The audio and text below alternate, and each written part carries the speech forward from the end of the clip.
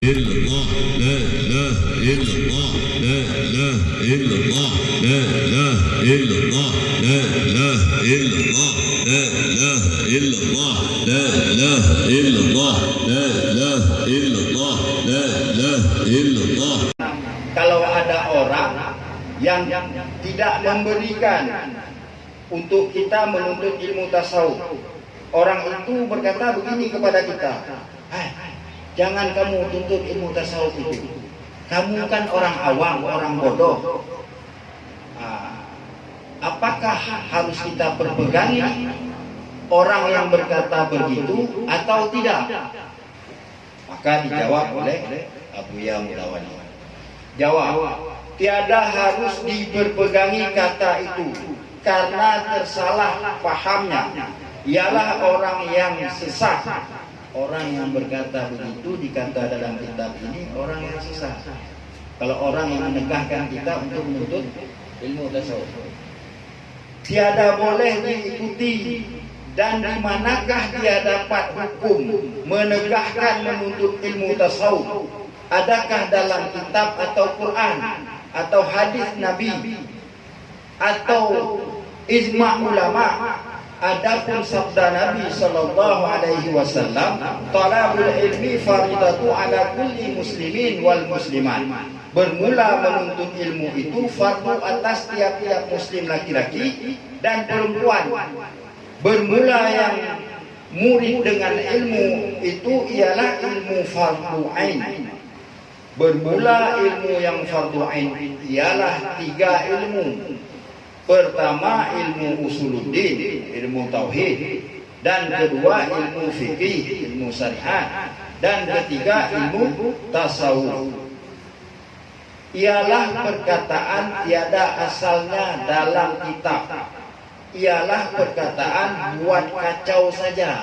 Jadi orang yang mengatakan begitu, ini perkataan yang tidak ada dasarnya. Perkataan orang-orang yang buat kacau saja. Tiada dengan pikiran.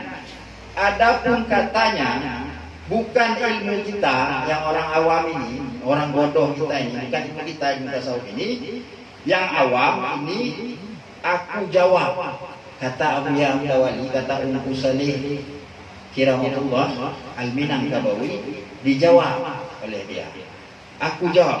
Katanya ialah sebenarnya kata itu. Dia membenarkan. Abuya Mudawwani mengatakan bahwasanya ilmu ini ilmu orang atas, bukan ilmu orang awam. Dia membenarkan. Benar, ilmu tasawuf ini bukan ilmu orang awam, ilmu orang atas.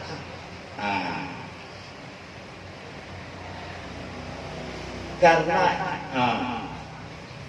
ilmu kita yang awam, ini aku jawab. Katanya ialah sebenarnya kata itu. Karena itulah wajib menuntut ilmu. Wajib menuntut ilmu itu supaya engkau ahli. Demikian ilmu itu. Adapun orang yang tahu ilmu itu awalnya ialah seperti engkau juga. Seperti engkau juga.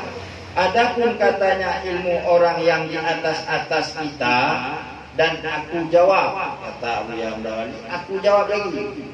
Adapun katanya ilmu orang yang di atas kita, dan aku jawab pula katanya itu. Adapun orang yang di atas itu ialah asalnya di bawah juga. Asalnya di bawah juga, seperti engkau juga. Dengan sebab itulah engkau wajib menuntut supaya boleh engkau sepertinya di atas pula. Di atas pula adanya. Dan adapun katanya tiada terpegangi, hukumnya sekarang aku jawab. Bermula orang yang alim seperti orang berjalan, ada suluh pelita, ada cahaya, ada lampu, ada senter. Tahu akan baik dan jahat. Bermula orang yang jahil seperti orang yang berjalan dalam gelap dengan tiada pelita. Niscaya tiada tahu akan baik dan jahat. lagi sabda Nabi, dan bermula orang yang ulama kekasih Allah, dan jikalau fasik sekalipun, dan bermula orang yang jahil seteru Allah, dan jikalau salih sekalipun. Jadi seperti orang yang beramal tanpa ilmu, maka mardud, tertolak.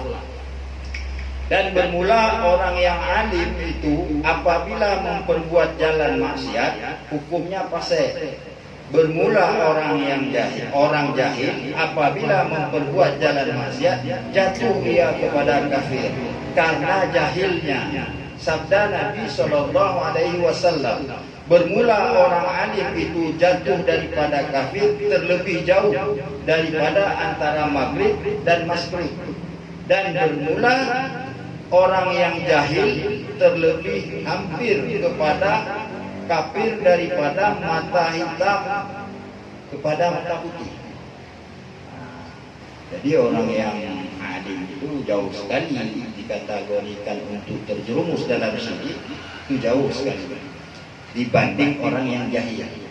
Orang yang jahil ini untuk jatuh ke dalam syirik, dekatnya itu seperti mata hitam dan mata putih kita. Sedangkan orang alim seperti ujung timur dan barat, dari ujung ke ujung, sekalipun dia melakukan kesalahan. Dan lagi sabda Nabi SAW, bermula orang yang buta dalam dunia, niscaya buta dalam akhirat. Bermula orang yang ini bukan buta mata zahir, ya. Ini bukan buta mata zahir, karena ini kita baca kitab ini, kita membahas bagaimana hakikat yang kedua, hakikat dalam ajaran kesufian melalui tasawuf tarekat sufi. Bermula orang yang buta, bermula orang buta dalam dunia, niscaya buta dalam akhirat. Bermula orang yang melihat dalam dunia, niscaya melihat dalam akhirat. Dan adapun yang ditegah oleh setengah ulama mengaji ilmu tasawuf, orang yang belum sempurna akalnya. Memang dilarang oleh ulama untuk mengaji ilmu ini. Bagi siapa? Bagi orang yang belum sempurna akalnya. Seperti budak-budak, anak-anak yang masih mumayyiz, belum tahu antara kanan dan kiri, baik dan buruk, belum dapat membedakan itu. Yang tiada sampai akalnya memahamkan dia, jadi dibuatnya main-main. Intan itu dikatanya tahi kambing, dan jadi persenda-sendakan Allah Ta'ala. Dan lagi yang ditegah itu menzahirkan rahasia, yaitu ilmu laduni. Jadi dalam perjalanan ilmu tauhid tasawuf ini, sering-sering kita berzikir ini hasil daripada wirid akan mendapatkan waridat. Pemberian-pemberian daripada Allah itu tidak boleh kita utarakan sama yang bukan ahlinya, maka akan jadi persendagurau. Itu harus kita rahasiakan. Adapun untuk mendapatkan paham, tanyalah kepada ahlinya, yaitu murabi, kepada mursyid, kepada wakil-wakil mursyid, para guru-guru. Karena dengan seringnya berzikir ini, wirid, Allah akan berikan waridat, anwar yang dipertaruhkan oleh Allah sama dengan hatimu. Ini rahasia Allah. dan ilmu zuhud. Rahasia yaitu ilmu laduni dan ilmu zuhud, ilmu rasa, bukan kepada ahlinya. Inilah ilmu yang ditegah oleh ulama.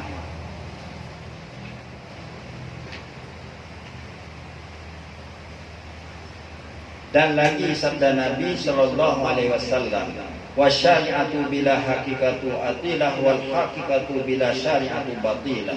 Bermula ilmu syariat dengan tiada ilmu hakikat hampa, bermula ilmu hakikat dengan tiada ilmu syariat batal. Wallahu a'lam bishawab. Banyak kekurangan, kami mohon maaf. Sekian dan demikian. Assalamualaikum warahmatullahi wabarakatuh. Waalaikumsalam. Ya, kalau ada